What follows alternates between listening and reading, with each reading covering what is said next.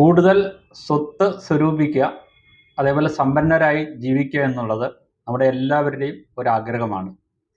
നിങ്ങൾ ഒരു ദിവസം 100 രൂപ ഏൺ ചെയ്യുന്ന ഒരു വ്യക്തിയാണെങ്കിലും, 1000 രൂപ ഏൺ ചെയ്യുന്ന വ്യക്തിയാണെങ്കിലും, ലക്ഷക്കണക്കിന് രൂപ ഏൺ ചെയ്യുന്ന വ്യക്തിയാണെങ്കിലും, ഏൺ ചെയ്യുന്ന പണം പ്രോപ്പറായിട്ടുള്ള രീതിയിൽ നിക്ഷേപങ്ങൾ നടത്തി സ്വത്ത് വർദ്ധിപ്പിക്കുക, ഒരു കോർപ്പസ് ക്രിയേറ്റ് ചെയ്യുക, നമ്മുടെ ജീവിതത്തിൽ നമ്മൾ ആഗ്രഹിക്കുന്ന കാര്യങ്ങളെല്ലാം നടത്തുക എന്നത് എല്ലാവരുടെയും ഒരു സ്വപ്നമാണ്.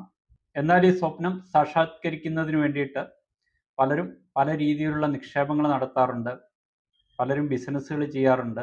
ഇന്നത്തെ വീഡിയോയിൽ നമ്മൾ ഡിസ്കസ് ചെയ്യുന്നത് എങ്ങനെയാണ് നമുക്കൊരു കോടിപതി ആകുവാൻ സാധിക്കുന്നത്. കോടിപതി ആകുന്നതിന് വേണ്ടിയിട്ട് നമ്മൾ എത്ര രൂപ ഇൻവെസ്റ്റ് ചെയ്യണം, എത്ര നാളത്തേന് ഇൻവെസ്റ്റ് ചെയ്യണം, ഈ കാര്യങ്ങളെല്ലാം വിശദമായിട്ട് ഇന്നത്തെ വീഡിയോയിൽ ഡിസ്കസ് ചെയ്യുന്നുണ്ട്.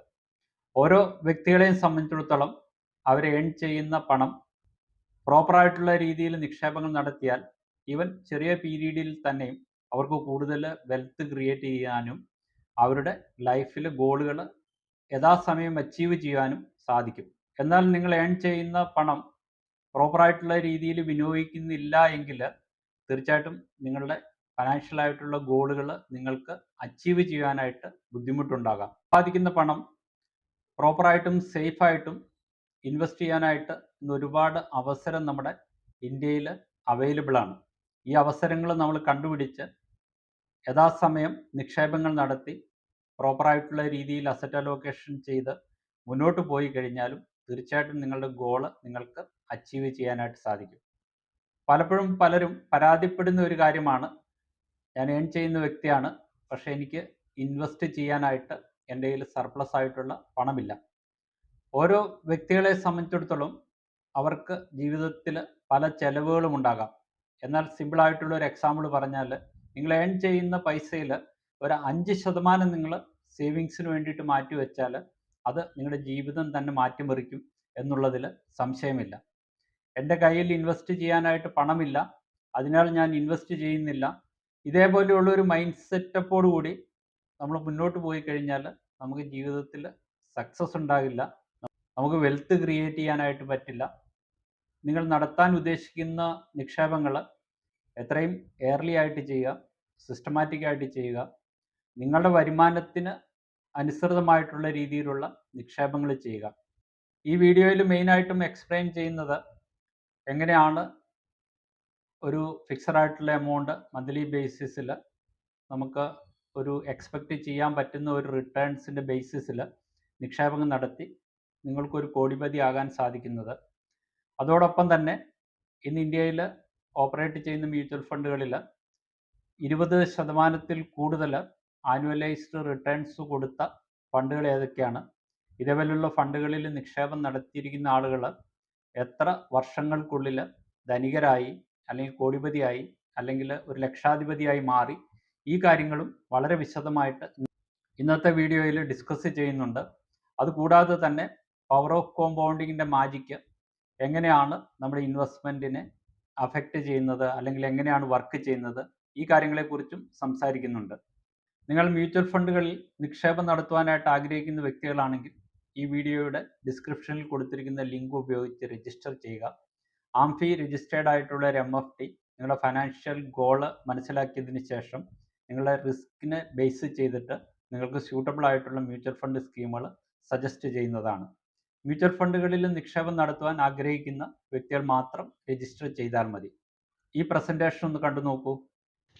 നമ്മൾക്കൊരു കോടിപതി എങ്ങനെ ആകാം, അല്ലെങ്കിൽ എത്രയൊക്കെ എമൗണ്ടുകൾ ഇൻവെസ്റ്റ് ചെയ്താൽ ഒരു കോടിപതി ആകാം എന്നുള്ള കാര്യങ്ങളാണ് ഈ പ്രസൻറ്റേഷനിൽ വിശദീകരിക്കുന്നത്. ഇന്ന് പലതരത്തിലുള്ള ഇൻവെസ്റ്റ്മെൻറ്റ് ഓപ്ഷൻസ് ഇന്ന് അവൈലബിൾ ആണ്. ഹൈ റിസ്ക് ഉള്ള ഇൻവെസ്റ്റ്മെൻ്റ് ഉണ്ട്, 12%, 15% നമുക്ക് എക്സ്പെക്റ്റ് ചെയ്യാവുന്ന ഇൻവെസ്റ്റ്മെൻ്റ് ഉണ്ട്.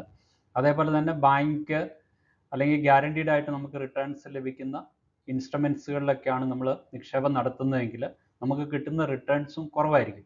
ഇവിടെ ഈ പറയുന്ന എക്സാമ്പിളിൽ നിങ്ങൾ 8% റിട്ടേൺസ് കിട്ടുന്ന ഒരു ഇൻവെസ്റ്റ്മെൻ്റ് ആണ് നിങ്ങൾ ചെയ്യുന്നത്. നിങ്ങൾക്ക് 1 കോടി രൂപ അതിൽ നിന്ന് ലഭിക്കണമെങ്കിൽ ഓരോ വർഷവും അല്ലെങ്കിൽ ഇത്ര വർഷത്തിന് എത്രയാണ് എമൗണ്ട് ഇൻവെസ്റ്റ് ചെയ്യേണ്ടതെന്നാണ്. 5 വർഷം കൊണ്ടാണ് നിങ്ങൾക്ക് 1 കോടി രൂപ ലഭിക്കേണ്ടതെങ്കിൽ ഒരു മാസം നിങ്ങൾ 1,35,196 രൂപ ഇൻവെസ്റ്റ്മെൻറ്റ് ചെയ്യണം.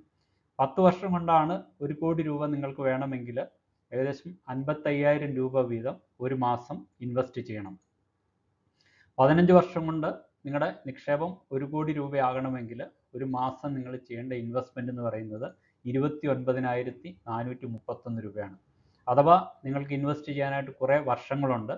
20 വർഷം കൊണ്ടാണ് 1 കോടി രൂപ നിങ്ങൾക്ക് സമ്പാദിക്കേണ്ടതെങ്കിൽ ഒരു മാസം 16,865 രൂപയാണ് നിങ്ങൾ ഇൻവെസ്റ്റ്മെൻറ്റുകൾ ചെയ്യേണ്ടത്.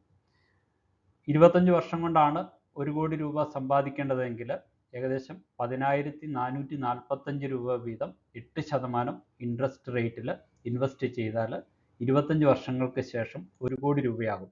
നിങ്ങൾ ഇൻവെസ്റ്റ്മെൻറ്റ് നടത്തുന്ന ഡെപ്പോസിറ്റിന് 12% ഇൻട്രസ്റ്റ് ലഭിക്കുന്നതെങ്കിൽ 5 വർഷത്തിൽ 1 കോടി രൂപ ലഭിക്കണമെങ്കിൽ ഒരു മാസം 1,21,000 രൂപയും 10 വർഷത്തിൽ 43,000 രൂപയും 15 വർഷം കൊണ്ടാണ് 1 കോടി രൂപ വേണ്ടതെങ്കിൽ 21,000 രൂപയും 20 വർഷം കൊണ്ടാണ് 1 കോടി രൂപ വേണ്ടതെങ്കിൽ 10,000 രൂപയും 25 വർഷം കൊണ്ട് 1 കോടി രൂപ സമാഹരിക്കണമെങ്കിൽ ഓരോ മാസം 5,270 രൂപയും ഇൻവെസ്റ്റ് ചെയ്യണം. നിങ്ങൾ 15% ഇൻട്രസ്റ്റ് ലഭിക്കുന്ന അല്ലെങ്കിൽ റിട്ടേൺസ് ലഭിക്കുന്ന ഏതെങ്കിലും നിക്ഷേപ പദ്ധതിയിലാണ് ഇൻവെസ്റ്റ് ചെയ്തിരിക്കുന്നതെങ്കിൽ 1 കോടി രൂപ ലഭിക്കുന്നതിന് 5 വർഷത്തേന് 1,11,505 രൂപയും 10 വർഷത്തേന് 35,886 രൂപയും 15 വർഷത്തേന് 16,224 രൂപയും 20 വർഷത്തേന് 6,597 രൂപയും 25 വർഷത്തിന് ശേഷമാണ് 1 കോടി രൂപ നിങ്ങൾക്ക് വേണമെങ്കിൽ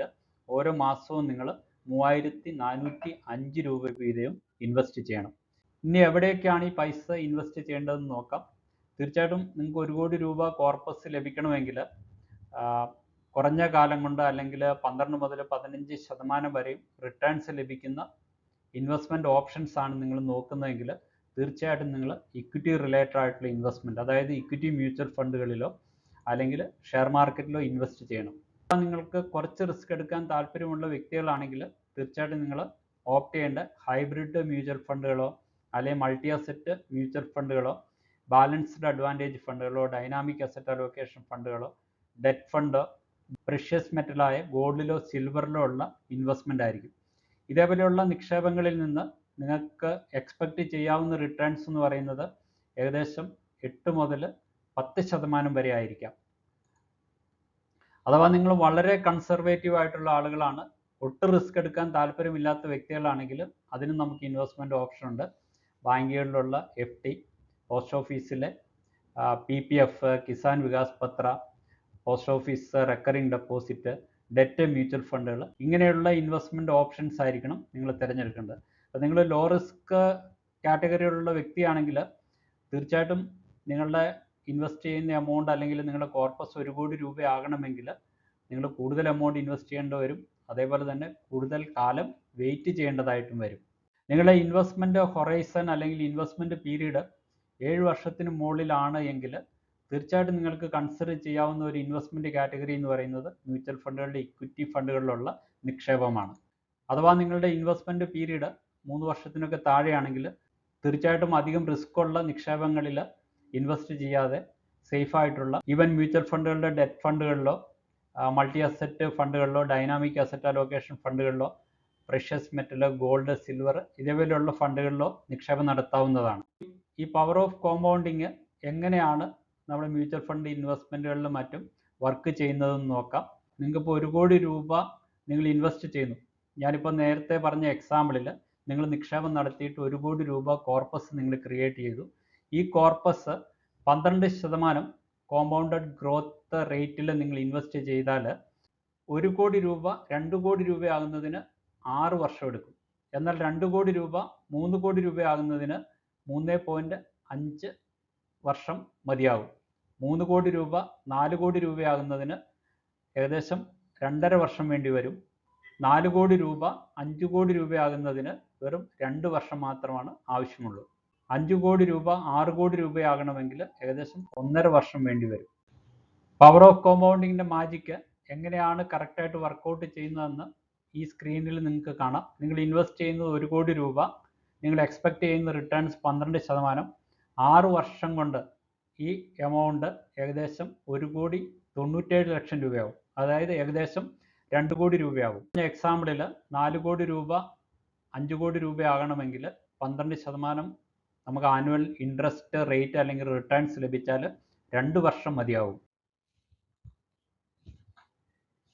ഈ സ്ക്രീനിൽ കാണിക്കുന്നത് നിങ്ങൾ മന്ത്ലി 21,500 രൂപ വീതം 15 വർഷം 12% നമുക്ക് റിട്ടേൺസ് ലഭിക്കാവുന്ന ഇൻവെസ്റ്റ്മെൻറ്റ് ചെയ്തു കഴിഞ്ഞാൽ നിങ്ങൾക്ക് 1 കോടി രൂപയാകാം. നിങ്ങൾക്കിപ്പോൾ ഒരു കോടിപതി ആകണം അല്ലെങ്കിൽ 1 കോടി രൂപ സമാഹരിക്കണമെങ്കിൽ വെറും 21,500 രൂപ 15 വർഷത്തിന് 12% റിട്ടേൺസ് ലഭിക്കുന്ന ഇൻവെസ്റ്റ്മെൻറ്റ് ഓപ്ഷൻസിൽ നിക്ഷേപം നടത്തിയാൽ മതി.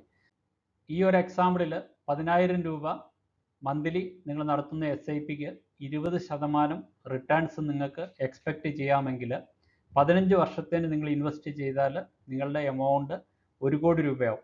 ഈ 20% റിട്ടേൺസ് നമുക്ക് എക്സ്പെക്റ്റ് ചെയ്യാൻ പറ്റുമ്പോൾ വളരെ കൂടുതലല്ലേ? നമ്മുടെ പല മ്യൂച്വൽ ഫണ്ടുകളെയും കഴിഞ്ഞ കാലത്തെ ഹിസ്റ്ററി, അതിൻ്റെ പെർഫോമൻസ് ഹിസ്റ്ററി നമ്മൾ നോക്കിയാൽ 20% അല്ലെങ്കിൽ 26%-ൽ കൂടുതൽ 10 വർഷം കൊണ്ട് റിട്ടേൺസ് നൽകിയ പല ഫണ്ടുകളുമുണ്ട്. ചില എക്സാമ്പിളാണ് ഇവിടെ കാണിക്കുന്നത്. കോണ്ട് സ്മോൾ ക്യാപ് ഫണ്ട് 10,000 രൂപ വീതം നിങ്ങൾ SIP 10 വർഷം മുന്നേ നടത്തിയിരുന്നെങ്കിൽ ഈ ഫണ്ട് ഏകദേശം 26%-ഓളം ആനുവലൈസ്ഡ് റിട്ടേൺസ് ആണ് ജനറേറ്റ് ചെയ്തിരിക്കുന്നത്. നിങ്ങളുടെ ഇൻവെസ്റ്റ്മെൻറ്റ് എമൗണ്ട് ഏകദേശം 48 ലക്ഷം രൂപയോളം ഉണ്ടായേനെ. അതേപോലെ Nippon India small cap fund 23%-ൽ കൂടുതലുള്ള ആനുവലൈസ്ഡ് റിട്ടേൺസ് ആണ് കൊടുത്തിരിക്കുന്നത്. നിങ്ങൾ SIP റൂട്ടിൽ 10,000 രൂപ ഇൻവെസ്റ്റ് ചെയ്തിരുന്നെങ്കിൽ ഇന്നത് ഏകദേശം 41 ലക്ഷം രൂപ ഉണ്ടായേനെ. SBI ടെക്നോളജി ഓപ്പർച്യൂണിറ്റീസ് ഫണ്ട് ഏകദേശം 20% ആനുവലൈസ്ഡ് റിട്ടേൺസ് കഴിഞ്ഞ 10 വർഷം കൊടുത്തിട്ടുണ്ട്. SBI കോൺട്രാ ഫണ്ട് ഏകദേശം 21%. SBI സ്മോൾ ക്യാപ് ഫണ്ട് ഏകദേശം 21% annualised return. Motilal Oswal mid cap ഫണ്ടും ഏകദേശം 24%-ഓളം ആനുവലൈസ്ഡ് റിട്ടേണും. Quant ELSS tax saver fund ഏകദേശം 23.17% റിട്ടേൺസ് കഴിഞ്ഞ 10 വർഷം ജനറേറ്റ് ചെയ്തിട്ടുണ്ട്. അപ്പം സാധാരണയായിട്ട് നമ്മൾ മ്യൂച്വൽ ഫണ്ടുകളുടെ റിട്ടേൺസ് ഇന്നത്തെ സാഹചര്യത്തിൽ പറയുമ്പോൾ 10%-നും 12%-നും ഇടയിലാണ് പറയുന്നത്. എന്നാൽ പലപ്പോഴും ഇൻഷുറൻസ് കമ്പനികളുടെ യൂലിപ്പും മറ്റും പ്രൊമോട്ട് ചെയ്യുമ്പോൾ അത് പ്രൊമോട്ട് ചെയ്യുന്ന ഇൻഷുറൻസ് അഡ്വൈസേഴ്സ് അതിൻ്റെ ഇൻവെസ്റ്റേഴ്സിനോട് അല്ലെങ്കിൽ അവർ ക്യാൻവാസ് ചെയ്യുന്ന വ്യക്തികളോട് പറയുന്നത് ഇതേപോലെയുള്ള ഫണ്ടുകളിൽ 20%, 25%, 30% വരെയും റിട്ടേൺസ് ലഭിക്കുമെന്നാണ്. കഴിഞ്ഞ കാലങ്ങളിൽ ഇതേപോലെയുള്ള ഫണ്ടുകൾ പലപ്പോഴും ഒരു 15-നും 20-നും 25%-നും ഇടയിലുള്ള റിട്ടേൺസ് ജനറേറ്റ് ചെയ്തിട്ടുണ്ട്. അതേപോലെയുള്ള റിട്ടേൺസ് കാണിച്ചിട്ടാണ് സാധാരണക്കാരായിട്ടുള്ള ഇൻവെസ്റ്റേഴ്സിന് അല്ലെങ്കിൽ ഇതിനെക്കുറിച്ച് അറിയാൻ പാടില്ലാത്ത ഇൻവെസ്റ്റേഴ്സിന് ഇത്രയും റിട്ടേൺസ് കിട്ടുമെന്ന് പ്രോമിസ് ചെയ്യുന്നത്. തീർച്ചയായിട്ടും ഇതേപോലെയുള്ള പ്രോമിസുകൾ ആരെങ്കിലും നടത്തിയാൽ അത് ശരിയായിട്ടുള്ള കാര്യമല്ല എന്ന് നിങ്ങൾ മനസ്സിലാക്കുക. ഈവൻ മ്യൂച്വൽ ഫണ്ടുകളുടെ നിക്ഷേപങ്ങളിൽ തന്നെയും വരും കാലങ്ങളിൽ നമ്മൾ എക്സ്പെക്റ്റ് ചെയ്യുന്ന റിട്ടേൺസ് 10 മുതൽ 12% വരെയാണ്. അപ്പോൾ പല സാഹചര്യങ്ങളിലും 12%-ന് മേളിലുള്ള റിട്ടേൺസ് നമുക്ക് ലഭിക്കാമെങ്കിൽ തന്നെ തീർച്ചയായിട്ടും ഇതേപോലെയുള്ള നിക്ഷേപങ്ങളിൽ ഗ്യാരണ്ടി എന്ന് പറയുന്ന ഒരു കാര്യമില്ല. അപ്പം വരും കാലങ്ങളിൽ നമ്മുടെ ഇന്ത്യയുടെ ഇക്കോണമിയുടെ പെർഫോമൻസ്, കമ്പനികളുടെ പെർഫോമൻസ്, അങ്ങനെ മറ്റു പല കാര്യങ്ങളും കൺസിഡർ ചെയ്തതിന് ശേഷമാണ് ഇതേപോലെ വളരെ കൺസർവേറ്റീവ് ആയിട്ടുള്ള 10 മുതൽ 12% വരെയുള്ള റിട്ടേൺസ് നമ്മൾ എക്സ്പെക്റ്റ് ചെയ്യുന്നത്. അപ്പോൾ ആരെങ്കിലും ഇതിൽ കൂടുതൽ റിട്ടേൺസ് നിങ്ങളോട് പറയുകയോ പ്രോമിസ് ചെയ്യുകയോ ചെയ്താൽ തീർച്ചയായിട്ടും അത് ശരിയായിട്ടുള്ള ഒരു കാര്യമല്ല എന്ന് മനസ്സിലാക്കുക. അതേപോലെയുള്ള ആളുകളുമായിട്ട് നിങ്ങൾ ഡീൽ ചെയ്യാതിരിക്കുക. നമുക്ക് വെൽത്ത് ക്രിയേറ്റ് ചെയ്യുന്നതിനും കോടിപതി ആകുന്നതിനും ഒരുപാട് മാർഗങ്ങൾ അവൈലബിൾ ആണ്. തീർച്ചയായിട്ടും നേരായിട്ടുള്ള മാർഗങ്ങളിലൂടെ RBIയുടെയോ അല്ലെങ്കിൽ ഗവൺമെൻറ്റിൻ്റെയോ അപ്രൂവലോട് കൂടി അല്ലെങ്കിൽ അവരുടെ ലൈസൻസോട് കൂടി ഫുള്ളി റെഗുലേറ്റഡ് ആയിട്ടുള്ള സ്ഥാപനങ്ങൾ ഓപ്പറേറ്റ് ചെയ്യുന്ന ഇൻവെസ്റ്റ്മെൻറ്റ് സ്കീമുകളിൽ മാത്രം നിക്ഷേപം നടത്തുക.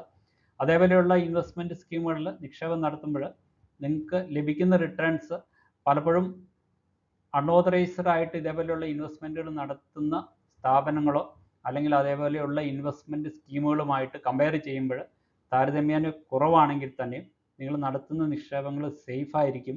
നിങ്ങൾക്ക് റീസണബിൾ ആയിട്ടുള്ള റിട്ടേൺസ് കിട്ടും.